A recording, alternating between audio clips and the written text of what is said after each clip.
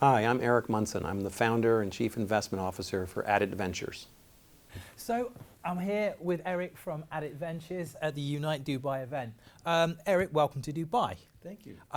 Tell our audience about Adit Ventures, who you are, and what makes you different in the VC space. Well, Adit is the fifth asset management business I've been privileged to build, found, or grow in a 4-decade career. And we take it very seriously. We focused our capital, and we have a lot of our own capital invested in the firm, 8 figures collectively, and we invest in every single deal we do alongside our investor partners. We've focused on 8 long-term secular themes that we think are changing the way the world works. And number 1, it's a great way for us to generate good returns for our investors. Number 2, it makes the world a better place as we improve the quality of life.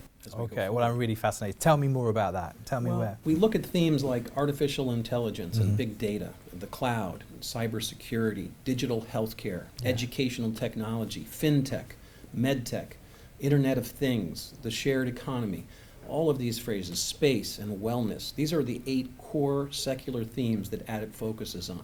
And we think that in those themes, the businesses that are going to survive and thrive are the ones that make the world a better place by improving the quality of life.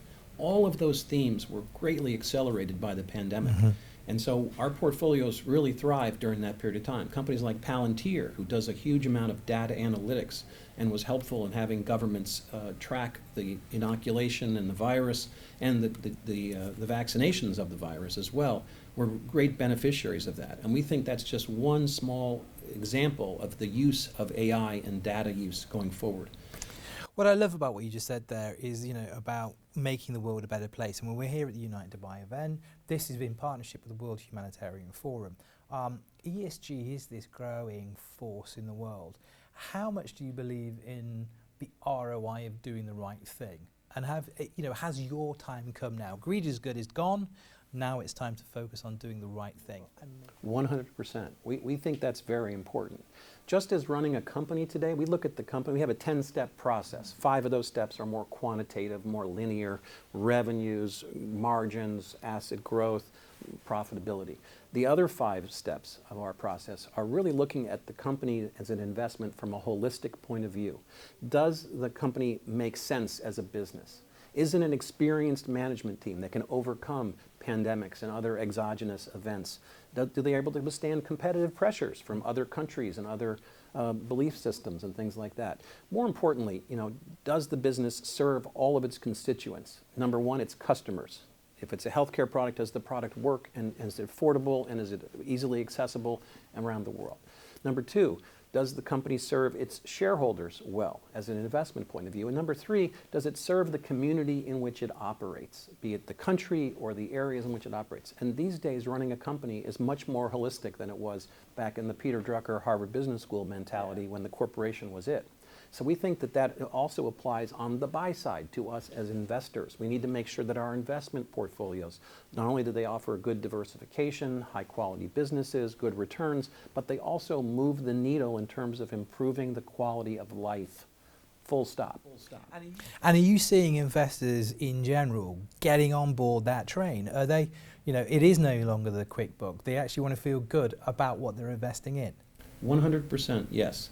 And more importantly, the markets themselves are becoming more efficient so that you can see that companies that are not behaving well are punished, and those that are doing the right thing are being rewarded.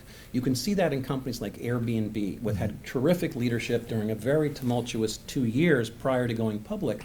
Brian Chesky stood tall and said, hey, look, we have to postpone our IPO, and rather than dilute the shareholders and rather than lay off massive amounts of people, he figured out a way to borrow some money and not dilute shareholders. He did it on a very proactive basis, and when he did have to downsize parts of the business, he apologized publicly and told the employees it's not your fault, and he gave them generous severance and mental health benefits alongside that. The company also recently provided a lot of free housing in the Afghanistan crisis to alleviate some of those crises. So that kind of leadership, next generation corporate leadership, is alive and well, and we'd love to invest with companies with great leadership. That almost feels like a mic drop moment. That's fantastic. And at Arabian Business, we're very passionate about the ROI of doing the right thing, mental health and resilience. What are you seeing in that space? Because you were saying, we've got mental health, we've got wellness, we've got health. What's the appetite for investment in those spaces? Well, I think it's improving a lot. The medical field, aside from big pharma companies, the medical device and the mental health field especially is getting a lot more interest and a lot more traction as it's an essential part of anyone's well-being. Let's not kid ourselves. We've all been locked down for periods of time. I was locked down in Manhattan for 98 days before I bought a home in Florida and went south. But the fact of the matter is mental health is part of anyone's well-being, and it's now being recognized as such, not a weakness or a debilitation. It's an important part of the equation. So we have investments in companies like Mend, which is a mental health platform focused on oncology right now in the United States. But that same vertical can be applied to multiple different issues. We have a terrific company in the engagement space called WellTalk that we're very excited about. We have a life sciences company which is still in stealth mode that we're thinking is going to do terrific stuff. Oh, come and give us a scoop. Well, it does have the leading canine cancer cure, we believe, and we'll be doing its A round shortly, and we'll be talking more about that another time. We also have a number of companies here in this region as well that we're very excited about. The reasons that brought you out to this part of the world. What's exciting you here? Well, I think the UAE in particular has a tremendously progressive view of the future, and we share that progressive view of the future. We think the world has changed. The pandemic has changed the trends that we focus on forever. Our 8 secular themes of AI and big data and healthcare and wellness. The pandemic's changed the world forever. It's changed the way we act as humans, the way we spend money, the way we go to the doctor, the way we get education.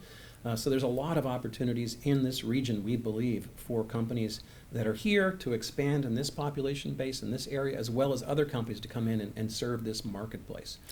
That definitely is a mic drop moment. Eric, thank you for joining us and enjoy the event. Thank you so much. A pleasure to be with you.